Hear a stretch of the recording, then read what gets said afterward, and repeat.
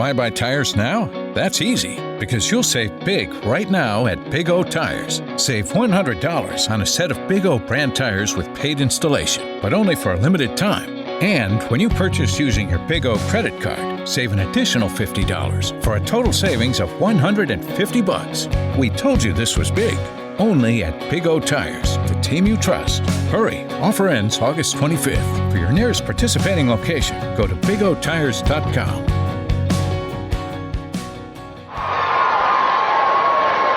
Pass complete to McCall Hardman. 17 yards. Touchdown, Kansas City. It wasn't well played and not very exciting, but that didn't stop the A-team from discussing the Chiefs' 17-7 loss to the Pittsburgh Steelers at Heinz Field on Saturday night on Facebook Live and now on SportsBeat KC, the Kansas City Star sports podcast sponsored by Big O Tires. Join Brooke Pryor, Sam Mellinger, Vahe Gregorian, and me, Blair Kirchhoff, as we break down the game that started an hour late because of the weather and give you an idea who played well and who didn't, and how some injuries suffered in the game Saturday night could impact the roster. Thanks to Kathy Lou for producing this podcast, and thanks for listening. All right, hello everybody. We are live from Heinz Field. Define live. Well, we are not live, but we are live from Heinz Field. We're working with some new technology here, so if you can't hear us or anything else, let me know. Could you have more screens on the table in front of you? I really don't think I can, and now like I'm NASA? concerned. Mitch is saying no picture. Oh, there we are. Okay. We got a little bit of a lag here. Yeah, this is the control center. Welcome to the ground control. All right, hello everybody. Just a well-oiled machine. One take. I'm a writer, and That's right. currently I'm also a producer. I also am Brooke Pryor, and that's Sam Mellinger. This is Blair Kirchhoff, and we've got Vahe Gregorian right here. It takes Beth like 20 minutes to set it up. I know. Take it down. Thanks, Robert. The placeholder screen was because we were working with all these screens. So hopefully now we're ready to go. So thank you for bearing with us through that false start. There were some of those tonight on the field. I think we're also trying to make sense of what the heck we saw and question what we were even doing here. So I don't even know where to start. Sam, what did you write tonight? How do you make sense of what was going on? Patrick Mahomes left the stadium healthy. Yeah, that's right. That is pretty much the only thing that matters. Other than that, I thought it was just a real sloppy game. Just from an hour before it started when it was delayed by lightning. But the football stuff that stood out to me, I guess there's three that come to mind immediately. One, Juan Thornhill played a lot. Played more than he was probably expecting to. Tyrann Mathieu went out after, I think, 3 snaps. 3 snaps, yeah. And we should clarify that right away, right? I mean, the idea is shoulder, a little banged up. They didn't want to put him back in, but not an injury per se, according to what they've told us, right? It was a bump, I believe. A bump. They're saying he would have played. Yeah. Basically. Played through it and might not even mention anything. And I thought he was pretty good. I talked to him a little bit after the game, and as any good football player does, right? He says, there's a lot of stuff I need to work on, blah, blah, blah, blah. But I thought there was 2 plays in particular that stood out. There was a run to the right side, and it was way far away from him, but he read it immediately, pursued, closed in the open field. And then there was the play where, was it Rudolph? Was he still in at this point? The second and short, and he threw into the end zone for some reason. Yeah, that was Rudolph. But Thornhill still made the play on the ball and knocked it down. Right. I thought he showed up pretty good. The other, like Darwin Thompson, had another flash. That jump cut of his is real. Mm-hmm. And then McCall Hardman, the other sort of offensive rookie, the touchdown. That was he got out of his. Got off the line really quick, turned the corner all the way around, flipped him around, caught the touchdown in front of safety. That was a great play. He's, rookie receivers, we've talked about this, but rookie receivers for Andy Reid are confused, and they don't really make much of an impact, but he looks like he might be the exception. I think that sounds about right. By the way, we've got questions already. The first one, did Sam shave? No, he didn't. Trimmed. I was told you're supposed to trim to stimulate growth.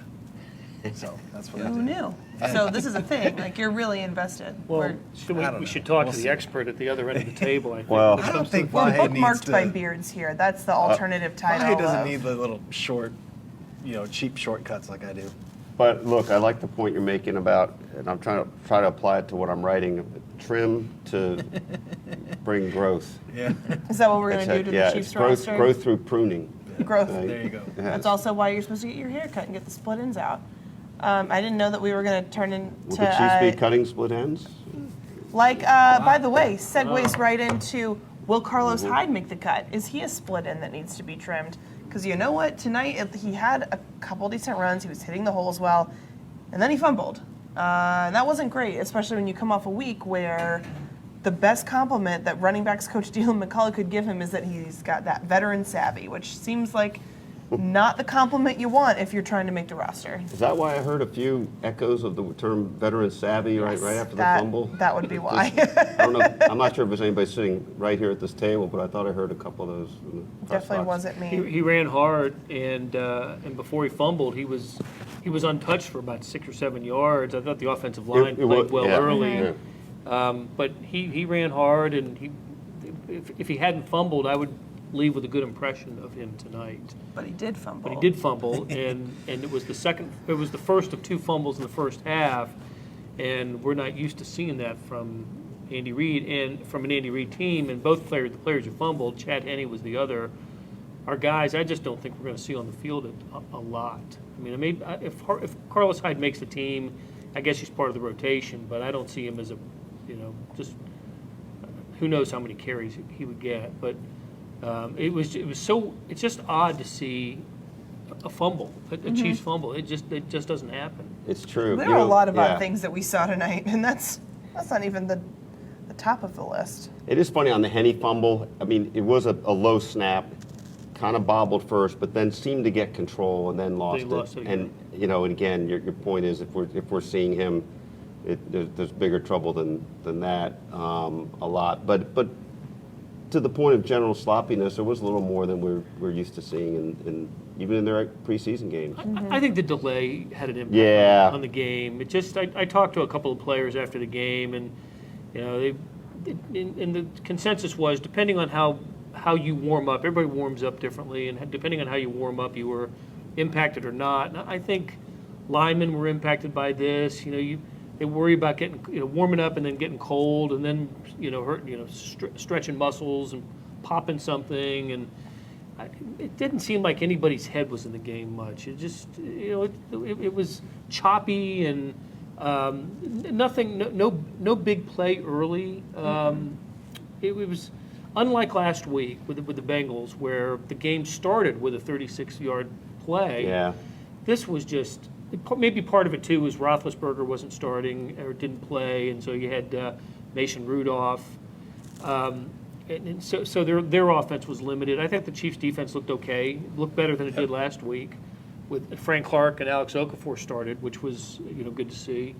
But, gosh, we were all talking to each other about what's going on with this game and not just nothing pleasing about it. I'll tell you what, enough to make me feel like whatever the complications are with the idea of the 18-game regular season, that I really felt inspired about that notion tonight. Because it does, it's just, I mean, it just seems, it really does feel kind of pointless unless you're a real savant or just so into each of the position battles, which at some point, it's just not that interesting to the general fan, I don't think. And I don't know what the entertainment value in this is for a fan. Very minimal. Although, it's interesting. I saw a conversation on Twitter saying, why do we have to go to 18 games? Is there a way that we can just cut 2 preseason games and keep the 16-game schedule? That's the Sam solution. Hey, look, that's reasonable too, but It makes too much but it's the sense. revenue question, right? That's Which is that's why it why won't it's happen. Never going to happen. In fact, they'll find a way to add 2, I think. Oh, 22 games. You'll have schedule. your 18 games, but we're adding 2 more preseason games. God. Oh, why? Don't say that too But Blair loudly. brought this up tonight. I'd totally forgotten this, that and you kids weren't around for this, but But back in the day, it was six exhibition games. 6 preseason games. And I'm going to say exhibition because I really want to use that word, but yeah, preseason is the concept now. But so, and did that change player in that 77, 78 time frame when it went to 16? I think regular that's right. season? I think they 14 regular season, 6 preseason, then it went to 16 and 4. Not that this wouldn't have happened in a regular season game, but the Chiefs had some injury issues tonight. You know, two of the nicer plays that the Chiefs had were completions to yawner and to Marcus Kemp, and they both got walloped. Well, Yeah, Kemp well, got let's Kemp have a got walloped. conversation about those injuries Okay. because I saw yawner in the locker room afterward in a walking boot and crutches. That's not what you want. His was an ankle. His was an ankle injury, and then Marcus Kemp, who we didn't see in the locker room, the team right now is saying that it's a knee sprain, but they're not optimistic at all. You know, Andy Reid came out and said that was the most significant injury of the ones tonight. It sounds like it will end up being diagnosed something more serious, like an ACL tear. I couldn't quite tell how serious he meant, but Andy usually sort of understates things like that in the early going, it seems to me, and I think there's reason to be concerned about that for him. Which just stinks because we've heard all preseason from Eric Bieniemy how great Marcus Kemp is, how everybody should want to be like Marcus Kemp, and he was surging through training camp, and to have it end like this. And I thought what Andy Reid said was interesting about how they've taken away the hits to the head, and so now guys are going after the legs more, and now that's causing more ACL tears or lower body, lower leg injuries. One other thing about Kemp, I don't know that this will be the result, but I wonder if, you know, we've talked about trades, and, you know, specifically for another corner, and where do you trade? You trade from a position of strength and depth, and they just got a little less strong and a little less deep at receiver. It might make that kind of deal just a little more difficult to pull off. Yeah, It I would. think that's a good point. It would. So after McCole Hardman, who caught another touchdown pass, you know, second in 2 games, you're looking at Byron Pringle, maybe Cody Thompson now. A good question because that's exactly the question that Keith just asked. Okay. And Who will be the 5th receiver? does it bring back a Jamal Custis into the conversation? Although, no, you- I no. don't think so. I don't think so. But they would be at 6 now if Garrett Dieter is not, you know, not with the team at the beginning of the year because of injury. So, Yeah, I think you go Pringle Thompson. That makes the most sense to me. And I would have said Pringle Kemp. Kemp. I would have too. Yeah. I think I would have too. Thompson, 7 catches for 69 yards tonight. I didn't realize it was quite. Yeah, he had some garbage time run. Yeah. It's all against guys that aren't going to make teams. Yeah, But it does appear that he has. They wanted to get a look. You know, though, in practice too, it does appear that he's got like some precision to him and some, you know, his footwork's good. He's got some athleticism, some quickness to, you know, get some separation. There might be something there. Vahe, you said that you've kind of alluded to something that you're writing. What are you just, clicking away on right now? More about the idea of let's at least think about how much better we'd feel about this game if it were the last preseason game. It really did have a last preseason game feel to it. Yeah, or that should be a last preseason game feel. And that's it. I mean, we were kind of joking about this, but as we were all thinking about different things to write about, I think, I guess it was my joke, so I probably shouldn't repeat it because maybe it's not that funny. But when Butker was trying the 58-yard field goal, there were going to be 4 people fighting over who was going to get to write that if he made it in the first half. Seemed like that to me. Well, I It just had saw, the distance, didn't it? I thought did. it. I Yeah. thought it went short, but I have many flaws. One of them is that I can't tell if a field goal. That's a goes tough in or not. angle. Like, That's a tough angle, and I actually thought it went through, and then I thought, oh, I guess it fell short. Then they said it was wide right. yeah, So, that's pretty much the range of emotions I went through. Also, I was clicking through our stories that are up on kansascity.com right now, and Sam's 7 things that might matter from the Chiefs preseason game against the Steelers. I thought that was a listicle that Blair wrote during the game. No, it's a. I'm not saying anything definitive off of this. Like, I'm I thought that not spending my capital on this game. maybe this will matter. So I'm going to write a column of maybes because what else are we supposed to take from that? Yeah. What are some of the other things that might matter from this game? You tell me. Well, I thought Frank Clark. Sorry. One thing. Frank Clark, literally, like he watched it in a T-shirt last week, and he didn't play much. I think he just played the 2 series, and he's working back. But I still thought there was a nice little flash on a passing play where he just blew by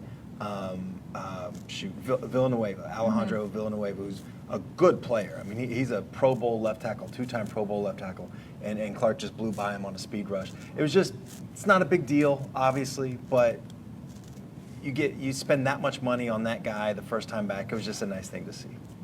Go ahead, Blair. Well, I was going to say, I like something you said earlier.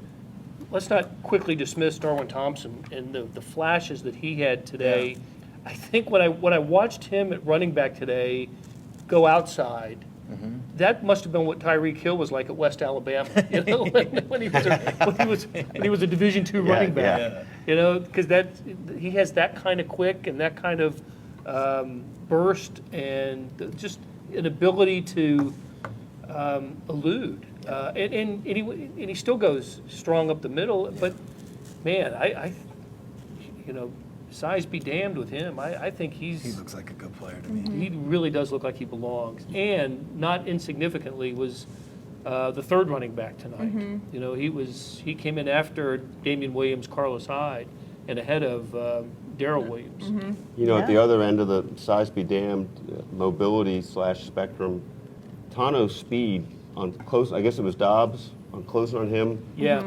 I mean, we've seen that in different forms before, but that was really impressive to me and telling. There's moments he looks like a pterodactyl, just like closing in with those long strides. He had a play like that last week against Cincinnati where it was a naked boot. They left him unblocked. That's right. And it was just he covered like 20 yards in 3 steps. He pterodactyl. Oh my God! Yeah, it was. He also ran into Breland Speaks a couple times. Yes. And fell on Breland. Fell on Breland Sacked Speaks. Breland Speaks. And you hate to see that, especially when you do a story about their chemistry 2 days earlier.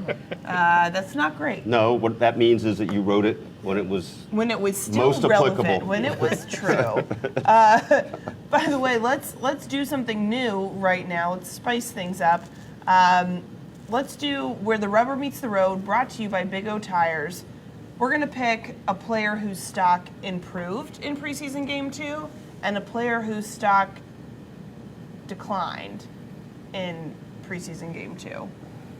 Sam, what do you got? Okay. Well, the first one that comes to mind is a guy I already talked about, but Juan Thornhill, I thought, played well. And I'm sure he's right that there's stuff he needs to work on, right? But he played with the ones. And he played a hell of a lot more than he would have expected. And I thought he showed some nice things. I thought he showed some range. I thought he showed some instincts. And I'm still thinking that their best defense, their best end-of-the-year defense is with Juan Thornhill and Tyrann Mathieu in that secondary and not Daniel Sorensen.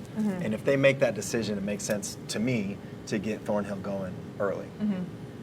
Whose stock dropped? I mean, this is kind of a jerk thing to say, but like injury, is that too mean? You know, I was like, oh man, geez, you're going there. You're going to go there. I thought Marcus Kemp was going to have. I thought he was going to have the season that we've been maybe thinking he might have, and it just sucks. You know, it just sucks that that's done before he has a chance to do it. Potentially. You're right. No, you're right. That's a good answer. Okay, it's not as heartless as it started out being. Blair, what are your thoughts? Well, I'm going to give you the same player for both because I thought Herb Miller started with he started really well with the forced fumble and had a really nice pass breakup. Great breakup. I really like that. And I was about to make him the star of the game, and then he got sucked in on the touchdown run, the Steelers' touchdown run, had a penalty, and didn't finish the game strong. So I thought his stock went up, and then I thought it declined. And I think you can say the same thing for Chad Henne. I thought on the touchdown drive he looked really good and completed the passes, and then he turns around and fumbles the ball. So Herb Miller, I think, was not a long shot, but probably on the wrong side of the bubble to make this team. Maybe flashed enough to give himself a better chance, but those mistakes have to be corrected. I was going to pick Herb Miller as my rising stock. Does Chad Henne's stock even matter? It doesn't. It doesn't. There's no one whose stock on the team I think matters less. We probably should examine Shermer and Litton more than Henne. Yeah. And neither one of those did much did they? I mean, we're I all don't recall- writing yeah. furiously in the second half. I just Or just, can't watch any more of it. the unwatchable game. It truly was. We didn't have a preseason game like this last year. We didn't have a regular season game like this. No, think that we about had to the sit games. through. Think about the games they lost last year. The Rams, the Chargers, the Seahawks. None of them were this type of game. And Patriots, right? There was always something to say about Patrick in those games last year. There really isn't even anything to say about Patrick in the preseason game. Yeah, his timing was off with Tyreek tonight and Damian, and it was just kind of Right, but it's also I mean, Right. I think he'll be okay. Right? You think? Yeah. yeah. What tells you that? It's just a hunch. He did go. He's the worst quarterback on this list. in terms of rating, passer rating. Nope, sorry. Dobbs is a little bit worse, but he went 2 of 5 for 11 yards. His long was 6, and his passer rating was 47.9. Any pass he threw over 6 yards was incomplete. There's your Gonna have ominous. to get that cleaned up. There's your rubber meets the road. So Patrick Mahomes, stop No, going down. yeah, You heard well. it here first. I guess I would say probably Carlos Hyde down and D-Train, Darwin. Oh, we Oh, we Maybe- clarified have it. maybe- We did. In Oh. fact, I should. Oh, we have a one. breakthrough? Yeah, we do. The information I got was bogus. Can you believe that? Darwin said his name is Darwin, and not Darwin. So And he would know. Weren't Yeah. we struggling with something about how his mom was saying it? Or no, is no, no, that was that McCall. was hard. Okay. No, So we're still working on that. Yeah. This is Okay. the one that I brought to the table and have totally mucked it up. That's So, good though. Okay. I apologize. But you that's have shut down your own rumor. I do. So I like it. I apologize. That doesn't just circle. happen every day. I apologize to the Thompson family of Jinx, Oklahoma.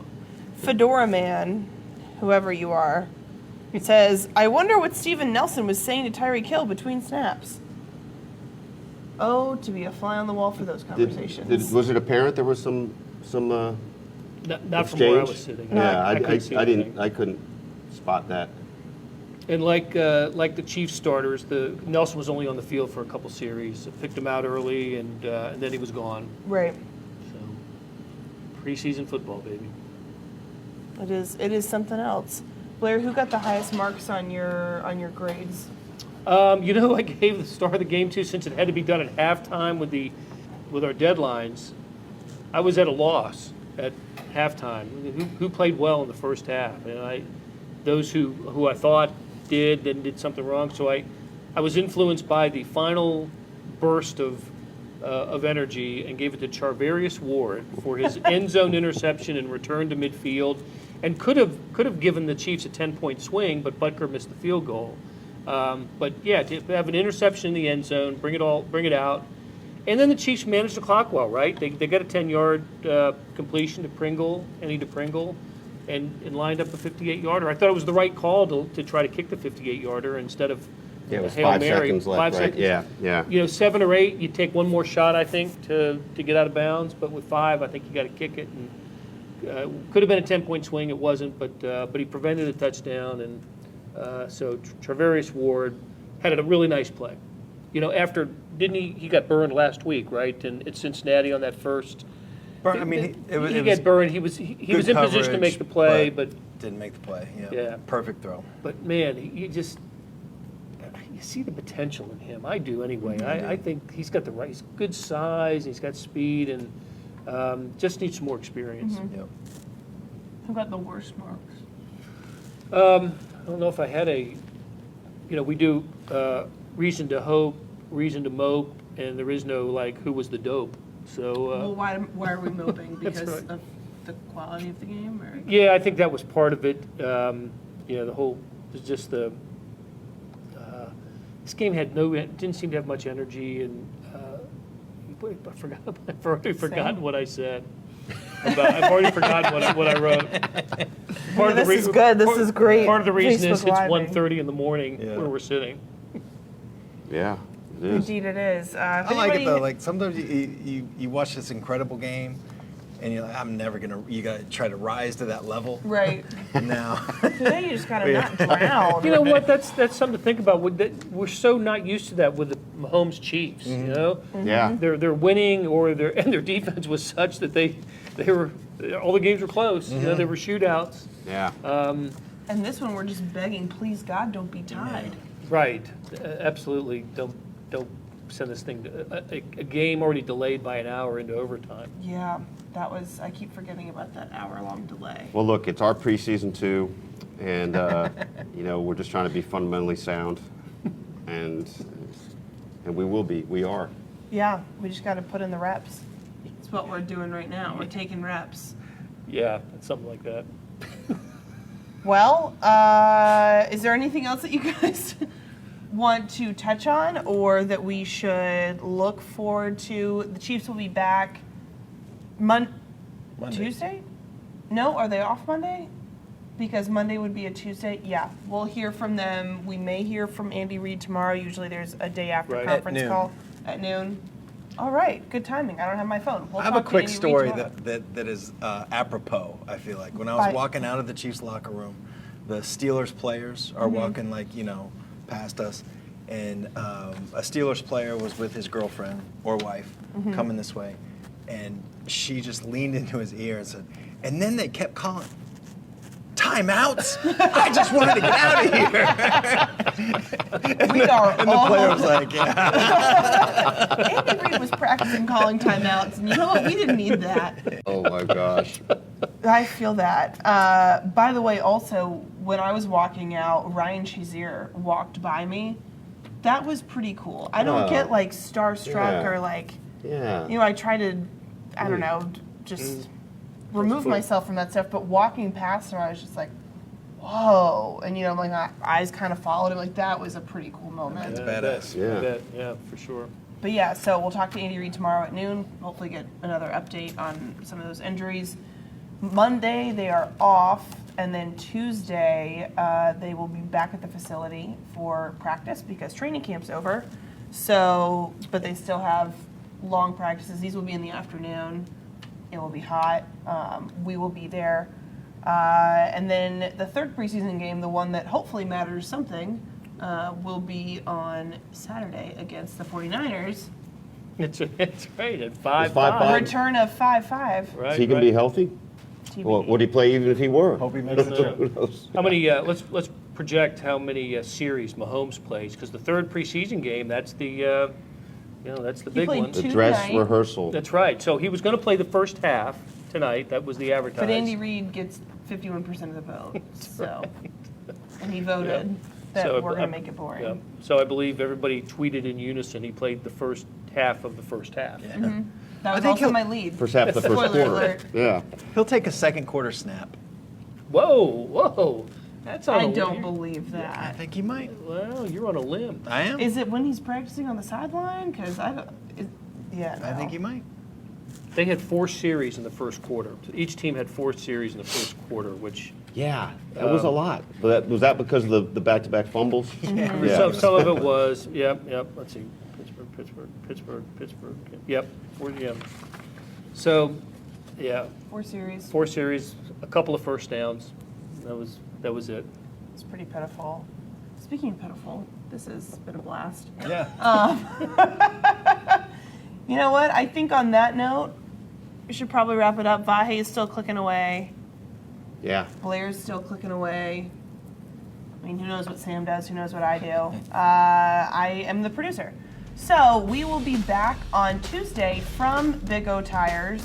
We are doing an on-location Facebook Live. Hopefully by then we'll have some more clarity about what's going on with some of these injuries, know the prognosis of guys like Marcus Kemp and Deion Yelder. That could be important, especially when it comes to roster cutdown time, knowing that Deion Yelder is fighting for tight end 2, and Marcus Kemp looked like he was making the roster, and that's, I think, changed some things around here. So we're going to sign off here from Pittsburgh. We'll be back in just a few days, so stay tuned for that, and we will talk to you guys soon.